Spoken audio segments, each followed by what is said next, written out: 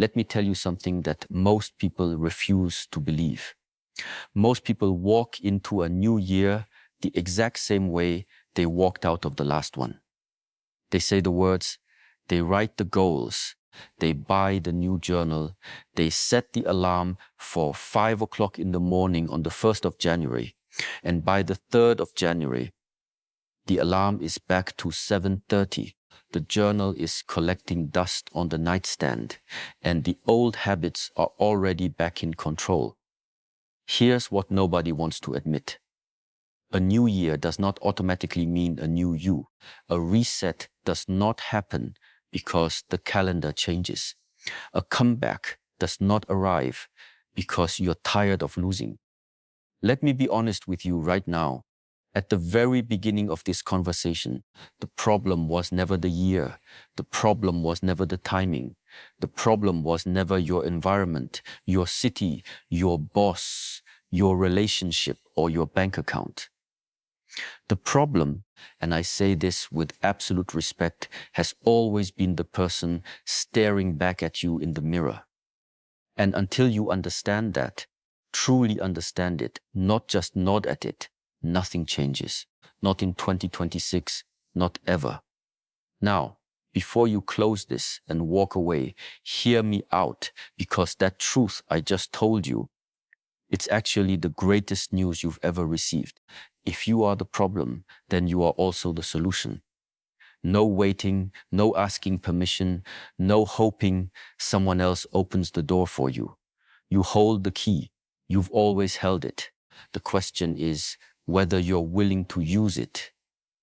Most people spend their entire lives waiting for conditions to be perfect, waiting for the right moment, waiting for confidence to arrive before they start, waiting for motivation to show up like a friend who keeps rescheduling. And while they wait, the weeks pass, the months pass. Then one day, they look up and wonder where the years went. Not you, not anymore. This year is different, not because I'm telling you so, because you feel it. Something shifted. Something inside you is tired of the old story. That feeling, that's not weakness. That is the first signal of a comeback, and I want to help you understand exactly what that means and exactly what it demands. Here's the first thing you need to accept about a real comeback. It is not glamorous at the start. Nobody sees the beginning of a true turnaround. Nobody takes pictures of the 4 o'clock a.m. mornings when you're sitting at the kitchen table, exhausted, staring at a blank notebook, telling yourself this time is different while the whole world is still asleep. Nobody documents the first 6 weeks of a diet when nothing on the scale has moved yet. Nobody records the first 100 days of a new business when you have 0 customers, 0 revenue, and your family is quietly wondering if you know what you're doing. That invisible period, that dark, silent, unglamorous stretch at the beginning, that is where the real work of a comeback is done. That is where character is built. That is where the foundation of everything you are about to become is laid.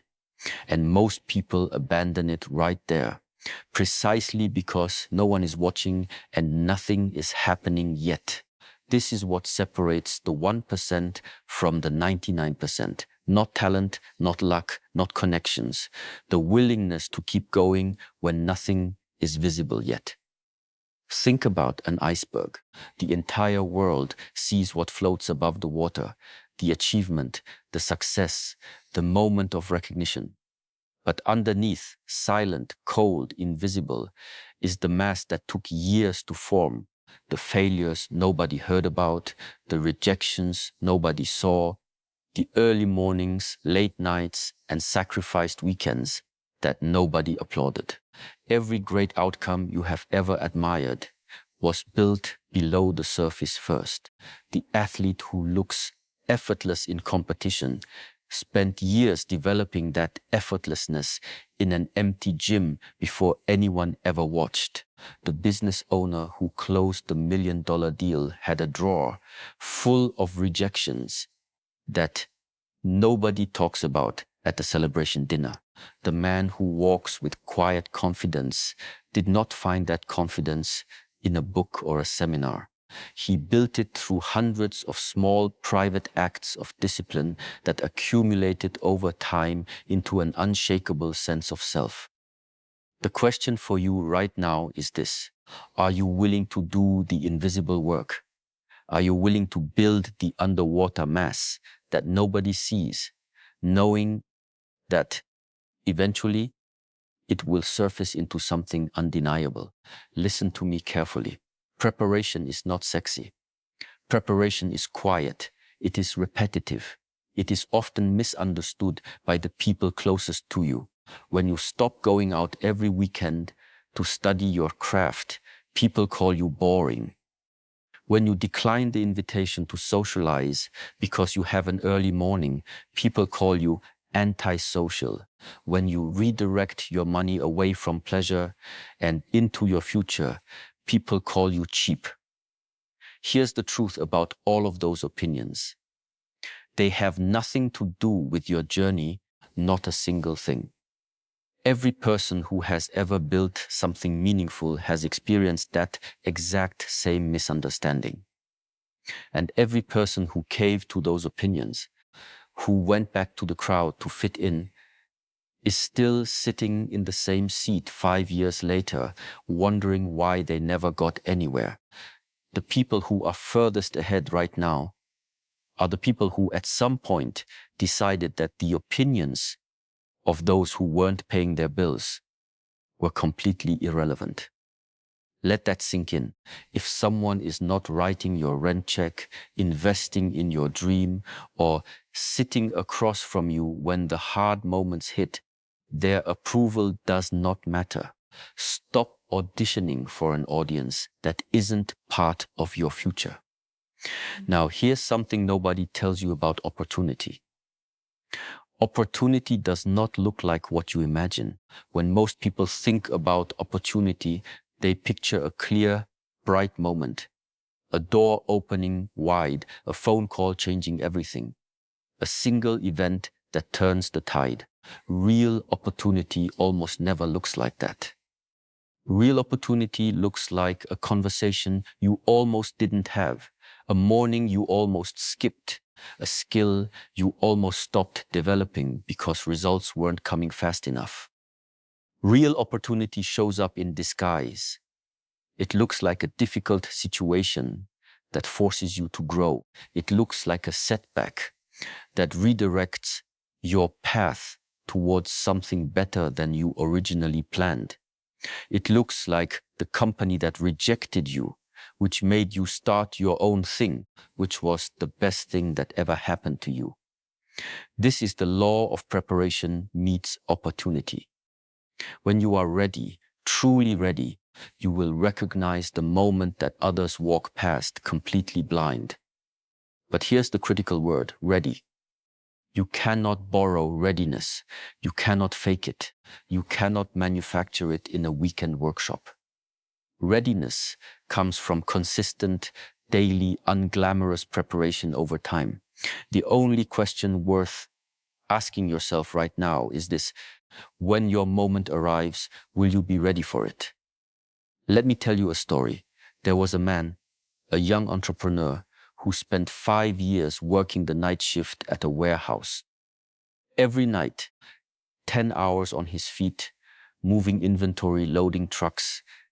Every single day after his shift ended, he went home, slept for 4 hours, and spent the rest of his time building his business. Not a business with investors, not a business with connections, or a mentor who handed him the map. A business built from scratch with whatever was left after the bills were paid. People around him thought he was crazy. His friends told him to be realistic. His family worried about his health. And every single month for 5 years, he got up at the same time, worked the same night shift, came home and built for another few hours, then did it again. No applause, no validation, no sign from the universe that it was working. Just quiet, relentless, repetitive effort. Then, in year 6, something shifted. A client found him, then another, then a referral from the first referral. Within 18 months, the warehouse night shifts were done. Not because he got lucky, because he spent 5 years becoming someone that success could actually find. That man's story is not unusual. It is actually the pattern behind almost every real success story. The overnight success that took 10 years, the sudden breakthrough that came after years of invisible work. That is how it actually happens, not in a flash, in a slow compounding accumulation that one day crosses a threshold nobody can ignore. Here's the second story I want you to consider. There was a woman who had a career that looked perfect from the outside. Good salary, respected title, safe, predictable path. But every morning she woke up with a weight in her chest, not depression, something quieter. The weight of knowing she was not living her actual purpose. For years she ignored it. She told herself it was irrational. She focused on the stability and convinced herself that comfort was the same as happiness. And then one morning, the company announced layoffs, and her entire department was eliminated in 20 minutes on a conference call. She was 41, she had a mortgage, 2 children, and skills she had never fully used, because her employer only needed a fraction of them. And here is where the story splits. Most people in that position crumble. They panic. They scramble for the nearest similar job, recreating the exact same cage in a new building. But this woman did something different. She paused. For the first time in a long time, she sat in the silence of her own life and asked an honest question. What if this is not a disaster? What if this is the opening I never would have taken on my own? 3 years later, she built a consulting business from those underused skills that now earns 3 times what her salary ever was. The pressure didn't destroy her. The pressure revealed her. This is what I need you to understand about every difficult season you have been through. The pressure was not trying to break you. It was trying to show you what you are made of. And if you are still here, still standing, still reaching, it worked. Ask yourself honestly, what has the hardest season of your life revealed about you?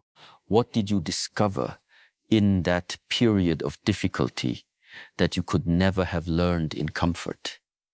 Because I'll tell you this, every man who has been through something difficult, really difficult, not just inconvenient, walks away from it with something that cannot be bought or transferred. He walks away with proof. Proof that he can handle things. Proof that he can survive something that felt unsurvivable. That proof becomes a foundation. It becomes the thing you stand on when the next wave comes. And the next wave always comes. The question is whether you are standing on solid ground when it arrives. The people who fall apart when difficulty arrives are usually the people who never built the internal infrastructure during the calm periods. They coasted on motivation. They relied on external conditions being favorable.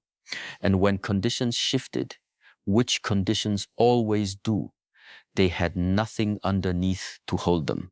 Your job in 2026 is to build that foundation, not in the moment of crisis, before it, right now, in the quiet. Now, let's talk about something that is destroying more potential right now than any other force in the modern world. Distraction. Not ordinary distraction. I'm talking about a highly sophisticated, algorithmically engineered system of distraction that has been specifically designed to capture your attention and monetize it. Every notification, every scroll, every algorithmically timed piece of content that keeps you watching for just one more minute, none of that is accidental. The most brilliant engineers in the world spent years figuring out exactly how to make it impossible for you to look away. And while you scroll, your competition is building. While you're watching someone else's highlight reel, someone in your same city, with your same resources, with your same dreams, is putting in work that you will eventually wonder how they got ahead of you. This is not about guilt. This is about awareness, because you cannot defeat an enemy you refuse to name. Distraction is the enemy, and it wears three faces. The first face of distraction is toxic people, not strangers, people you know, people you eat dinner with, people who call themselves your friends. You know exactly who I'm talking about. The ones whose conversations always pull energy down, never up. The ones who have a reason why every idea won't work. The ones who have been stuck in the same place for years, but speak with tremendous authority about where you should and should not be going. These people are not bad people. They are simply people who have given up on their own potential and find your ambition uncomfortable because it exposes the gap between what they settled for and what they once wanted for themselves. You cannot pour from an empty cup, and you cannot grow in an environment that consistently tells you to shrink. Distance is not betrayal. Distance is self-preservation, and sometimes the most loving thing you can do for someone who cannot come with you is to simply keep moving forward anyway. The second phase of distraction is social media, but not in the way most think. The problem is not the platform itself. The problem is passive consumption. The problem is spending 45 minutes watching what other people are building while never touching what you're supposed to be building.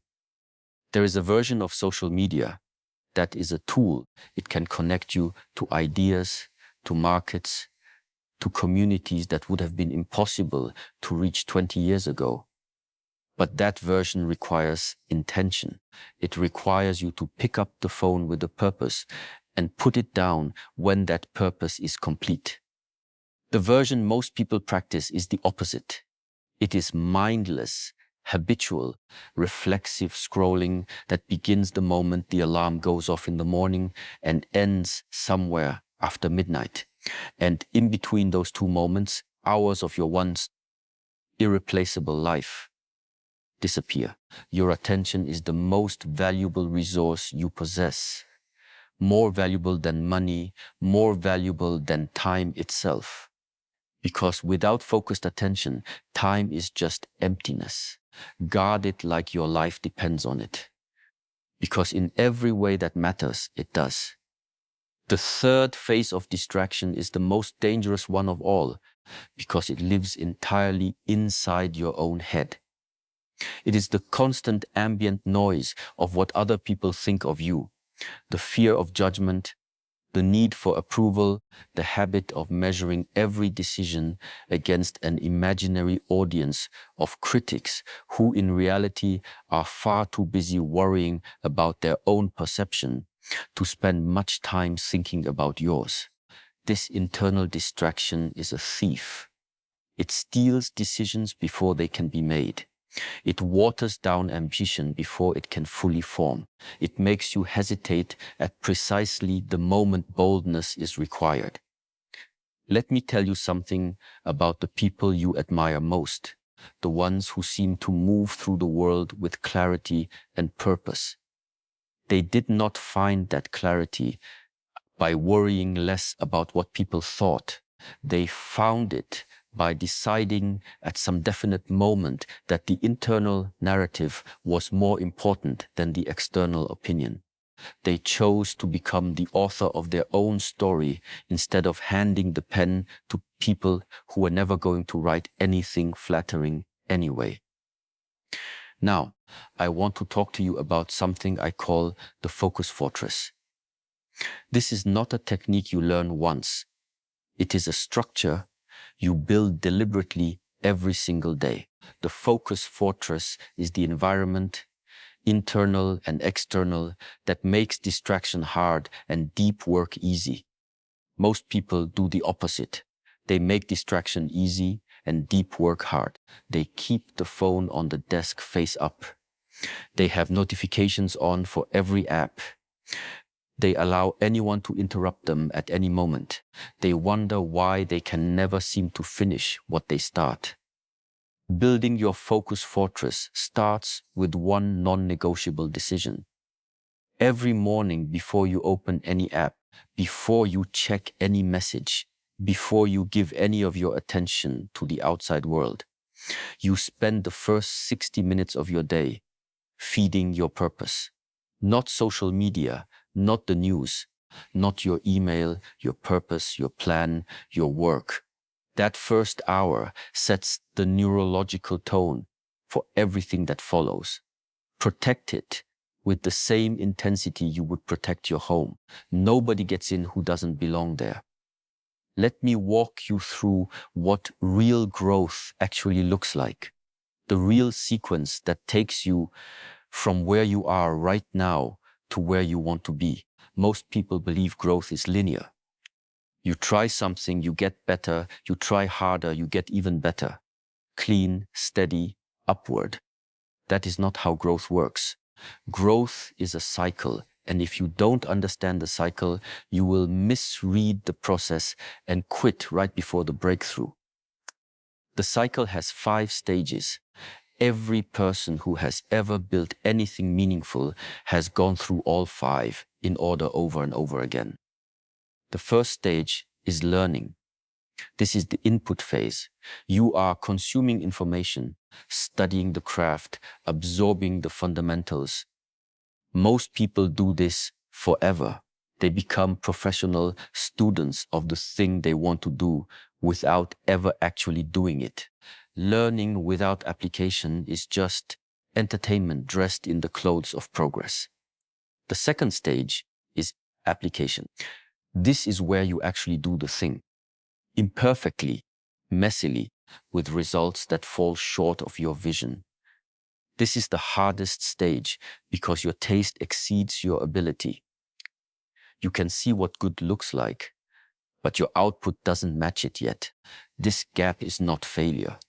This gap is development. Everyone goes through it. The people who push through it become masters. The people who stop because the gap is uncomfortable stay beginners forever. The third stage is evaluation. You look at what you produced honestly, not defensively, not with excuses. You look at the gap between where you are and where you want to be, and you ask precise questions. What specifically needs to change? What worked and what failed? What am I avoiding because it's uncomfortable? This stage requires humility, real humility, not false modesty. That's a different thing entirely. Real humility is the ability to see yourself clearly without the protection of ego, and use that clear vision to make adjustments. Most people skip this stage entirely. They produce something, feel uncomfortable with the evaluation, and jump straight back to learning, consuming more content as a way of avoiding the honest assessment of what they actually created. The fourth stage is correction. This is where you take what you discovered in the evaluation and change your approach, not starting over, adjusting. There is a critical difference between pivoting and quitting. Quitting means abandoning the destination. Pivoting means finding a better route to the same destination. Great builders pivot constantly. They are not precious about methods. They are committed only to outcomes. If something is not working, they adjust without drama and keep moving. The fifth stage is persistence. And this is where the compounding begins, because every time you complete one cycle of learn, apply, evaluate, correct, and persist, you carry the output of that cycle into the next one. You are not starting over. You are starting higher.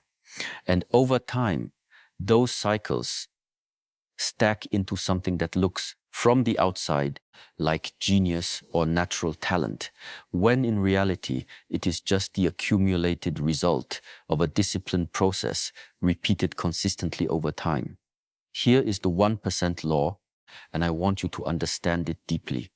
Not just hear it, understand it.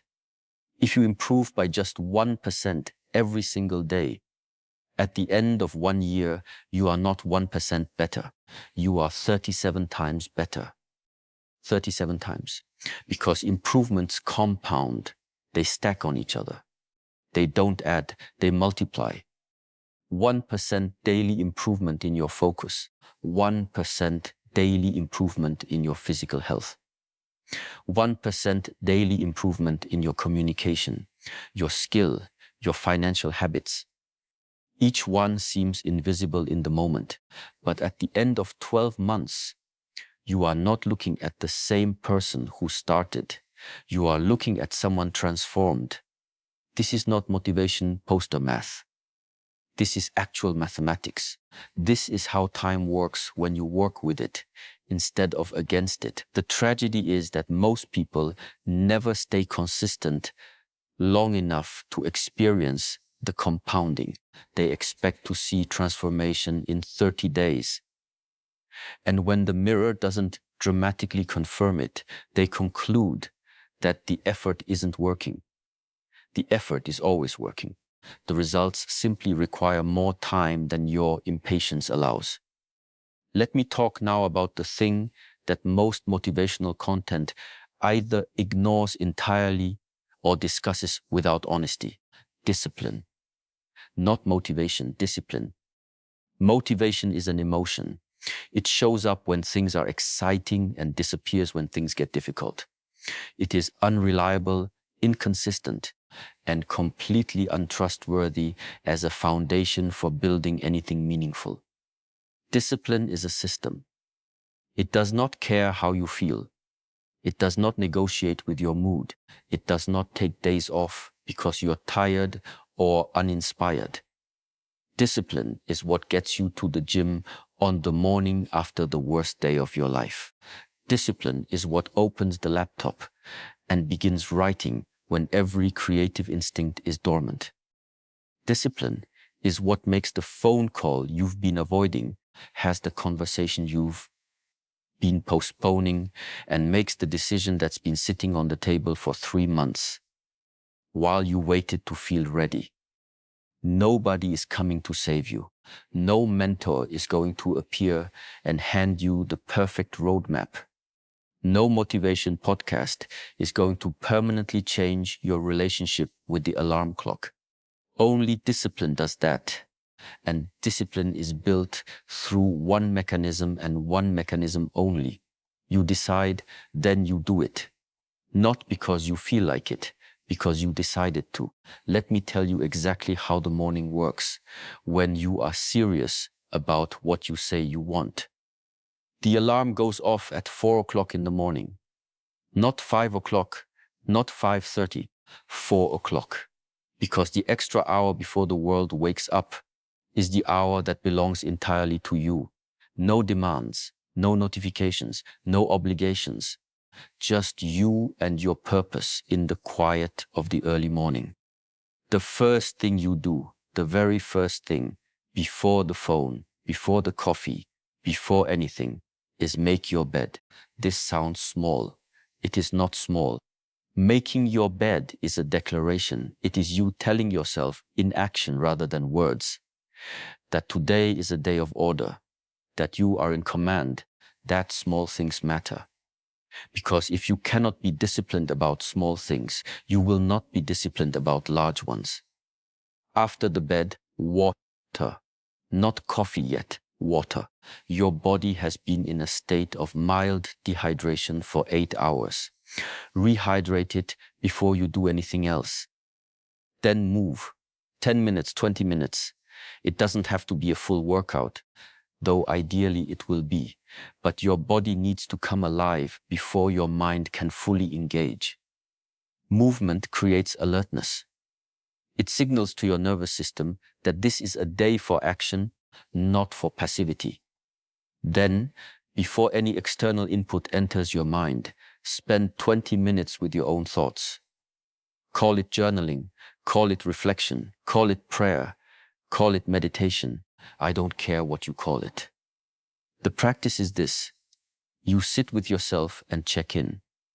What is the most important thing I need to accomplish today? What am I avoiding and why? What is the version of myself I am trying to become? And did yesterday's actions move me closer to or further from that version? These are not comfortable questions. They are necessary ones. The people who never ask them drift through their days, reacting to whatever life presents, never choosing the direction, never authoring the outcome. After your reflection, spend 30 to 45 minutes on your most important task. Not email, not messages. The one thing that, if you complete it today, makes everything else easier or less necessary. This is the non-negotiable framework for a morning that actually builds your future instead of just getting you through your day. Now, I want to address something directly because I know what some of you are thinking right now. 4 o'clock a.m., that's not realistic for my life. I have children. I have a job that starts at 6 o'clock. I have obligations that you don't understand. And to that I say this, adjust the time, but not the principle. If your morning begins at 6 o'clock, then your alarm goes off at 4:30. If 4:30 is impossible, then 3:30 gets evaluated and some other sacrifice gets identified.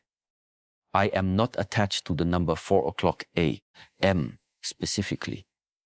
I am attached to the principle of protecting your first conscious hour and dedicating it to your own growth before the world makes its demands.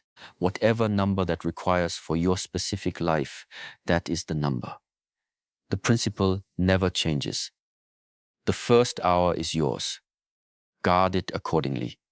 Let me introduce the 90-day sprint. This is your immediate action framework, not a year goal, not a 5-year vision. We'll get to that. 90 days, a quarter, the length of time that science consistently shows is long enough for meaningful results and short enough for the brain to sustain focused effort without losing urgency. Here's how it works. You choose one primary objective for the next 90 days. One, not 4, not a dozen one. This could be a physical transformation target. It could be a revenue milestone. It could be a skill level you intend to reach. It could be the completion of a specific project that has been sitting unfinished. Whatever it is, it must be specific enough to measure and significant enough to matter. You write it down in clear, unambiguous language. You reverse engineer it into monthly targets, weekly actions, and daily non-negotiables. And then for 90 days, that objective becomes your North Star. Every morning, every decision, every hour of discretionary time is evaluated against one question. Does this move me toward my 90-day objective?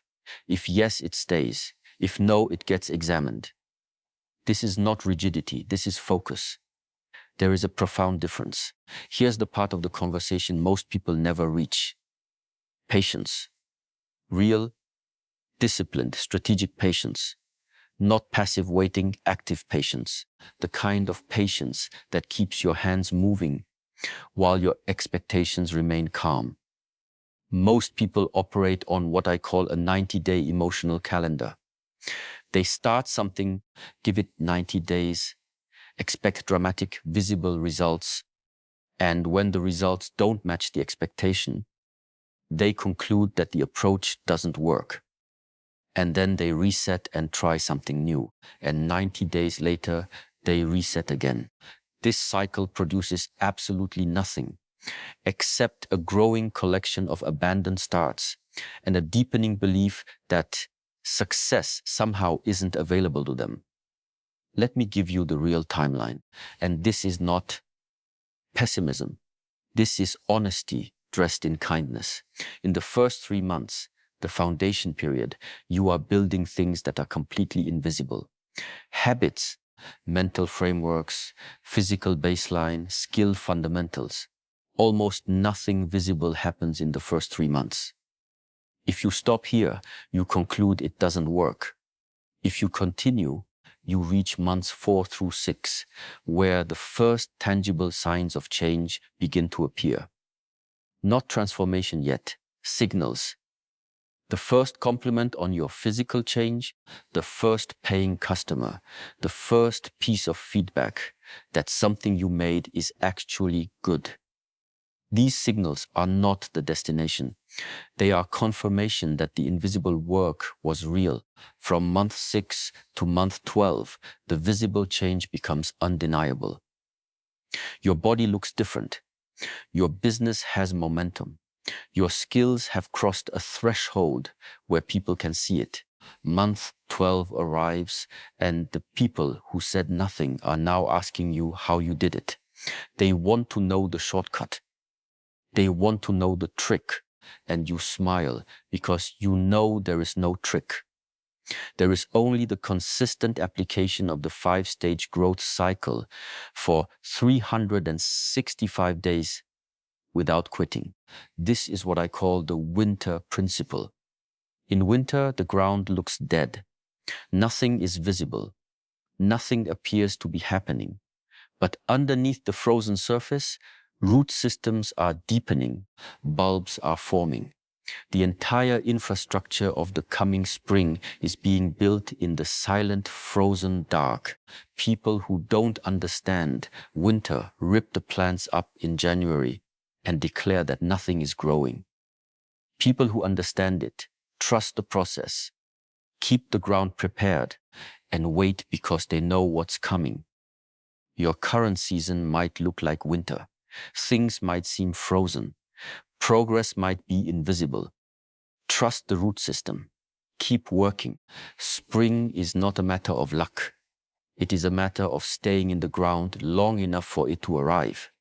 Now, let's talk about something that the most successful people understand and the least successful people consistently ignore. Measurement. You cannot improve what you cannot measure. This is not an opinion. It is a law. If you are working on your physical health and you are not tracking your workouts, your nutrition, your weight, your energy levels, then you have no actual data. You have feelings. And feelings about progress are notoriously unreliable. Your brain will tell you that you've been consistent when you haven't. It will tell you that you've been eating well when you haven't been. Not out of malice, out of self-protection.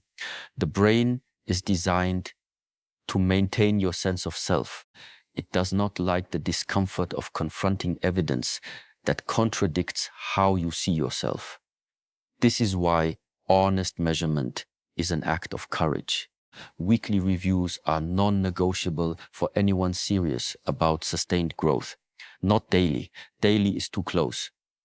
Daily you can't see the trend. Weekly you can.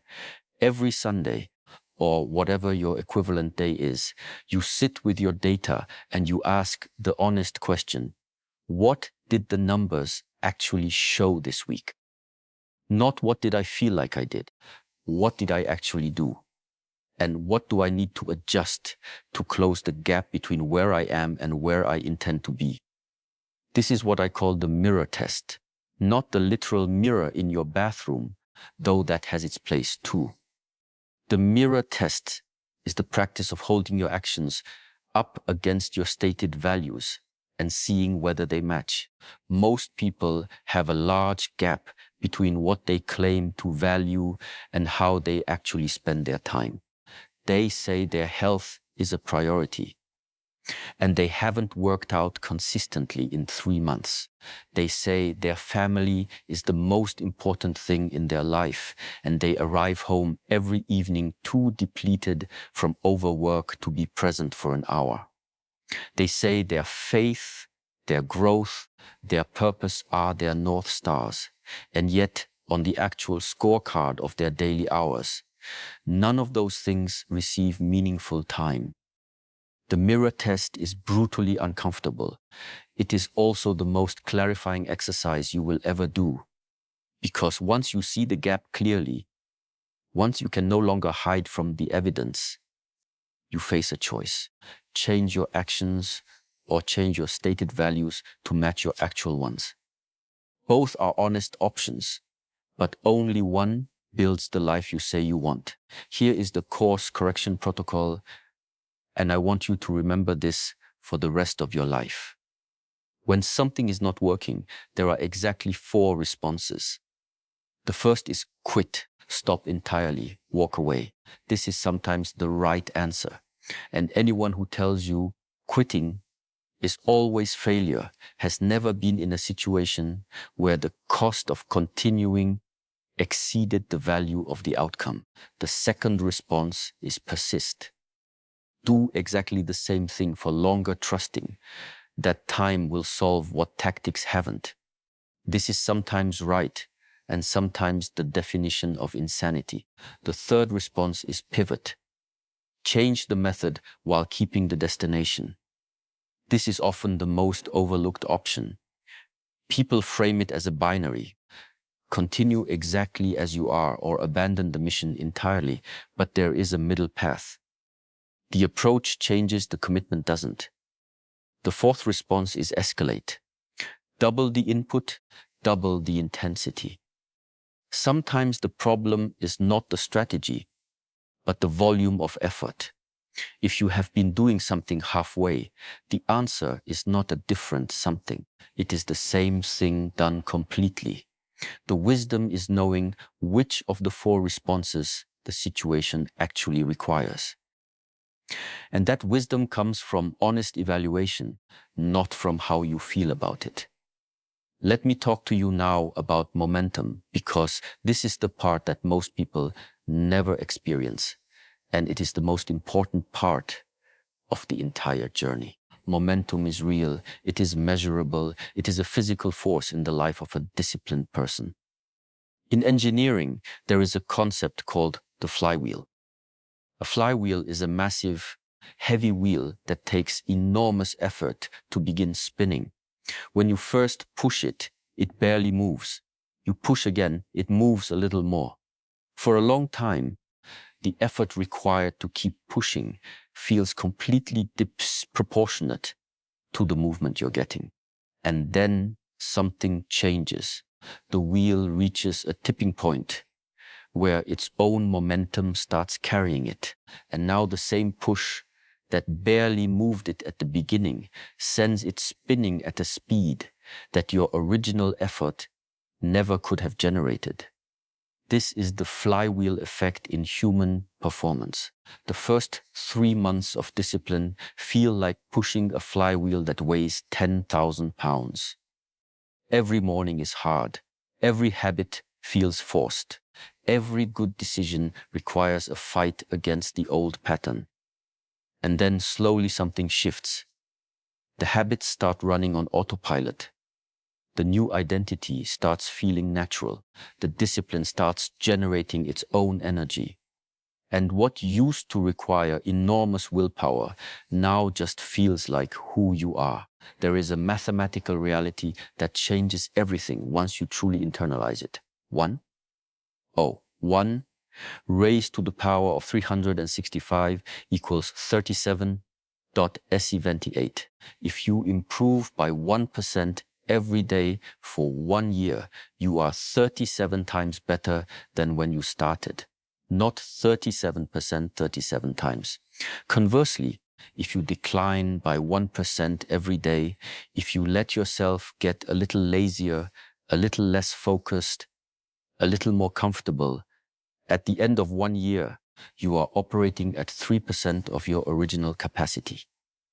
Same time period, opposite choices, incomprehensibly different outcomes. This is the mathematics of daily decisions. Every morning, every choice about how you use your first hour, your attention, your energy, it is not a neutral act. It is either addition to the flywheel or subtraction from it. There is no standing still. No one holds position in life. You are either compounding forward or compounding backward. You are either building momentum or losing it. And the beautiful, terrifying truth is that the direction is entirely your choice. Here's something critical to understand about plateaus, because you will encounter them. In fact, you have probably already been through several. A plateau is not a sign that growth has stopped. A plateau is a sign that your current system has become too small for where you're going next. When a plant outgrows its pot, it doesn't grow anymore. Not because it can't grow, but because it needs a bigger container. When you hit a plateau in your physical training, it's not because your body is done improving. It's because your body has adapted to the current stimulus and needs a greater challenge to continue responding.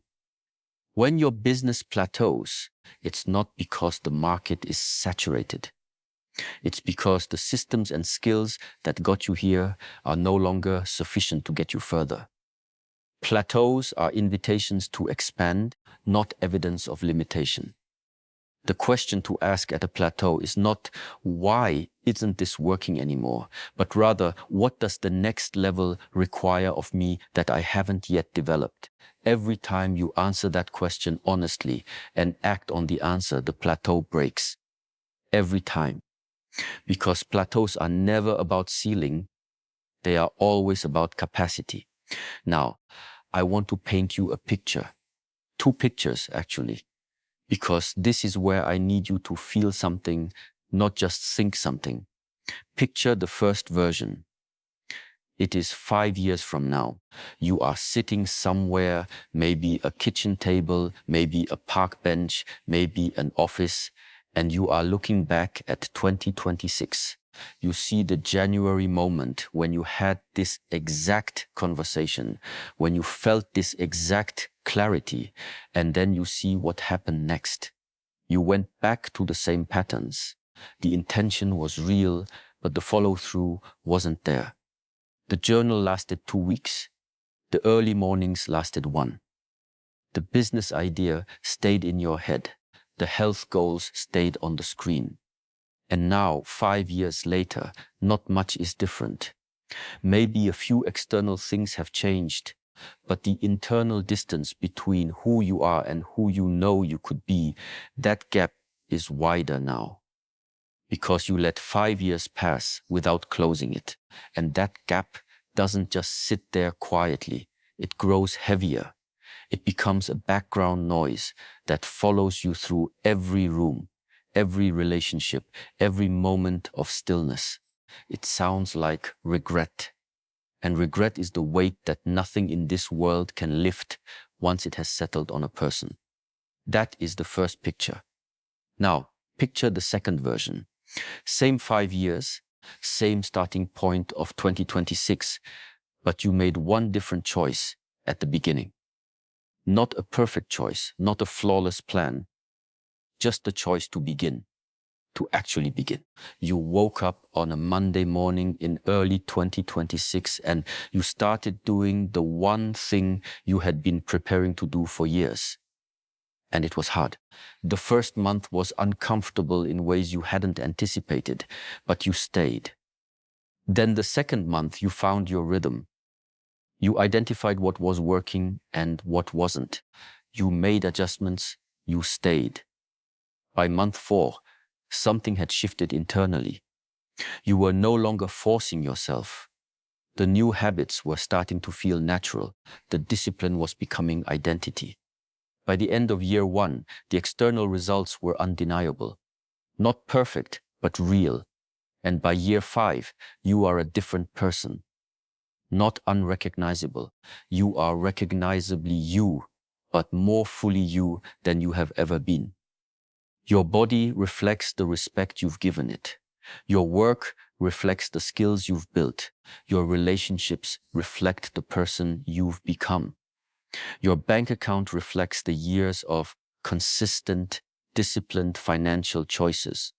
And most importantly, that gap between who you are and who you know you could be.